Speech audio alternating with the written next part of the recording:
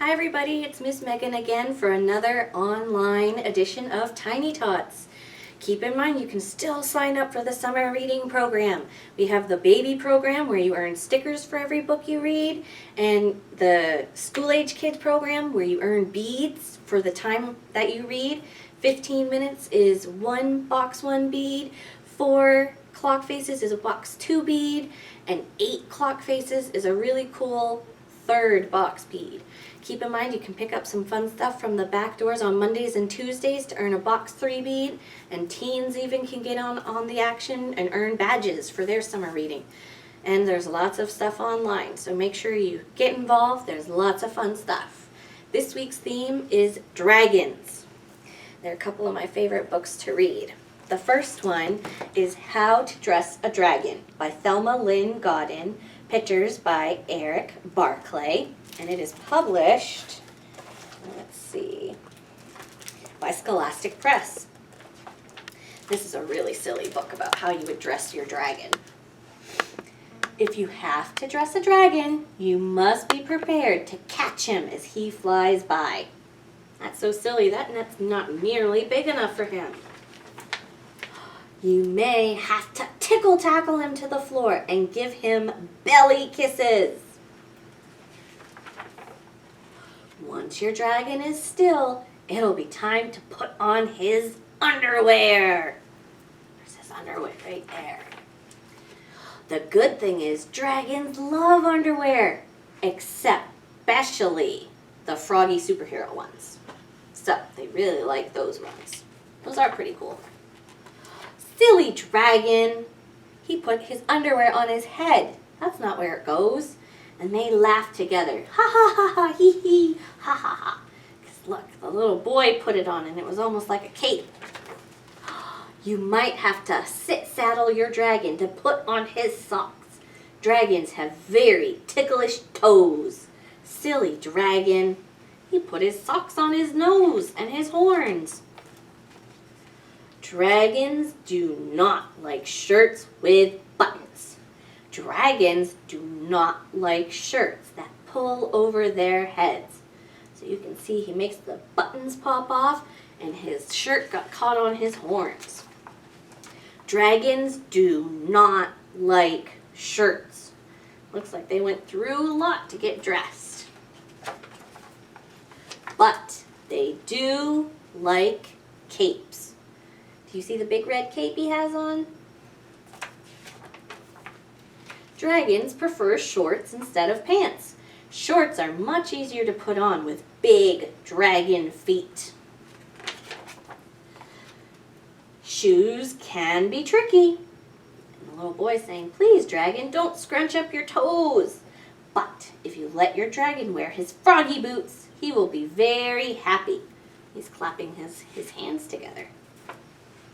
Dragons are very picky about hats. They will only wear ones that fit nicely in between their horns. When your dragon is all dressed, he will want to go outside and play. Looks like he wants to play dragons and castles. But beware, if he wants to play his favorite game of dragon and knight, your dragon will insist on being the surprise. He wants to be the knight.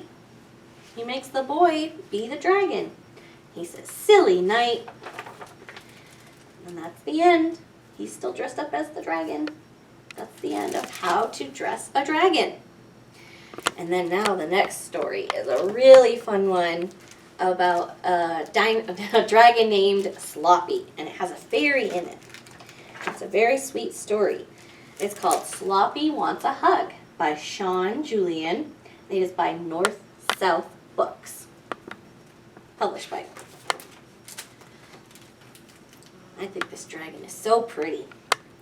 Can I have a hug, please? Asked Sloppy. No, said Dewdrop. That's the fairy right there. Why not? You know why not. He must have done something, huh? I don't know what you mean. Yes, you do, said Dewdrop. You're just pretending not to. Sloppy tried to get a hug by being sad. And don't think crying will get you a hug. I know you're only pretending. So Sloppy tried to get a hug by giving Dewdrop presents. I don't want a stick or a big rock. And you know you're not supposed to pull up the flowers, which is over there. I've told you before, woodland animals are not presents. Tries to give her a cute bunny. Dewdrop gave the rabbit a big hug to say sorry for Sloppy's behavior, which made Sloppy very jealous. I thought you weren't giving hugs today. Oh, he's very upset, isn't he? Everyone can have a hug today, said Dewdrop. Everyone except you. Aw, that's not very nice, huh? Just giving all the other animals hugs, but not Sloppy. This made Sloppy very sad, and this time he wasn't pretending. I'll go away then. He looks so sad, huh? Sloppy went and sulked under a tree. I didn't want a hug anyway. But then, you see the baby bird falling? He's saying, tweet, tweet, which means help, help. Can I help you, little birdie? Asked Sloppy. Tweet, tweet, I fell from my nest. Sloppy very carefully lifted the little birdie back into its nest. Tweet, tweet, thank you, Sloppy. Dewdrop saw how helpful Sloppy had been. Dewdrop said, that was a nice thing you did, Sloppy. I think you deserve a big hug. I'm not sure I want one anymore, said Sloppy. But of course he was only pretending. Sloppy hugged Dewdrop, and Dewdrop hugged Sloppy. It was a lovely hug, and Dewdrop almost forgot why she didn't want a hug in the first place. Until Sloppy did what he did best. He gave her a big, sloppy lick. Ugh, yuck, said Dewdrop. And that's the end of Sloppy Wants a Hug. So she was a little mean about not giving him a hug because he gave her a big sloppy lick, but he did such a good thing.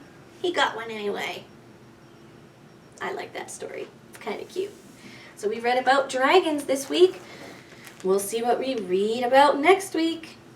Make sure you sign up for the summer reading program. It's lots of fun. Check out our online stuff. See you next week.